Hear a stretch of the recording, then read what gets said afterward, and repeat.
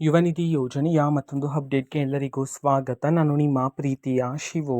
ಇವತ್ತಿನ ಒಂದು ವಿಡಿಯೋದಲ್ಲಿ ಯುವ ನಿಧಿ ಯೋಜನೆಯ ಜನವರಿ ತಿಂಗಳಿನ ಹಣಕ್ಕೆ ಸಂಬಂಧಪಟ್ಟಂತೆ ಈಗ ಒಂದು ಇಂಪಾರ್ಟೆಂಟ್ ಇನ್ಫಾರ್ಮೇಷನ್ ಆದರೆ ಬಂದಿದೆ. ಸೊ ಬನ್ನಿ ಅದರ ಬಗ್ಗೆ ಕಂಪ್ಲೀಟಾಗಿ ನಾವು ಈ ವಿಡಿಯೋದಲ್ಲಿ ಮಾಹಿತಿಯನ್ನು ತಿಳ್ಕೊತಾ ಹೋಗೋಣ.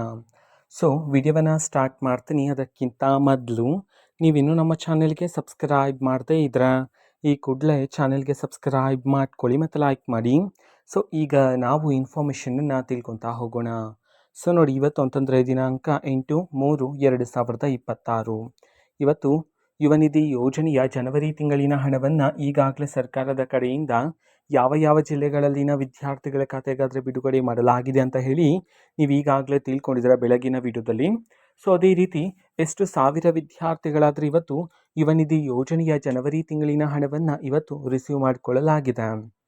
ಈ ಒಂದು ಮಾಹಿತಿಯನ್ನು ನಾವು ತಿಳ್ಕೊಳ್ಳೋದಾದ್ರೆ ಇದೀಗ ಬಂದಿರತಕ್ಕಂತಹ ಇನ್ಫಾರ್ಮೇಷನ್ ಪ್ರಕಾರ ಇವತ್ತು ಕರ್ನಾಟಕದಲ್ಲಿರ್ತಕ್ಕಂತಹ ವಿದ್ಯಾರ್ಥಿಗಳಲ್ಲಿ ಇವತ್ತು 12,000ದಿಂದ 15,000 ವಿದ್ಯಾರ್ಥಿಗಳಾದರೆ ಯುವ ನಿಧಿ ಯೋಜನೆಯ ಜನವರಿ ತಿಂಗಳಿನ ಹಣವನ್ನು ಇವತ್ತು ರಿಸೀವ್ ಮಾಡಿಕೊಳ್ಳಲಾಗಿದೆ ಅಂತ ಹೇಳಿ ಇದೀಗ ಮಾಹಿತಿಯನ್ನಾದರೆ ತಿಳಿಸಿರ್ತಕ್ಕಂಥದ್ದು.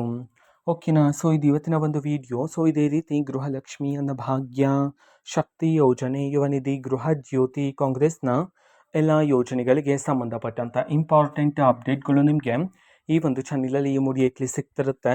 ಅದಕ್ಕೋಸ್ಕರ ನೀವೇನು ನಮ್ಮ ಚಾನೆಲ್ಗೆ ಸಬ್ಸ್ಕ್ರೈಬ್ ಮಾಡದೇ ಇದ್ದರೆ ಈ ಕೂಡಲೇ ಚಾನೆಲ್ಗೆ ಸಬ್ಸ್ಕ್ರೈಬ್ ಮಾಡ್ಕೊಳ್ಳಿ.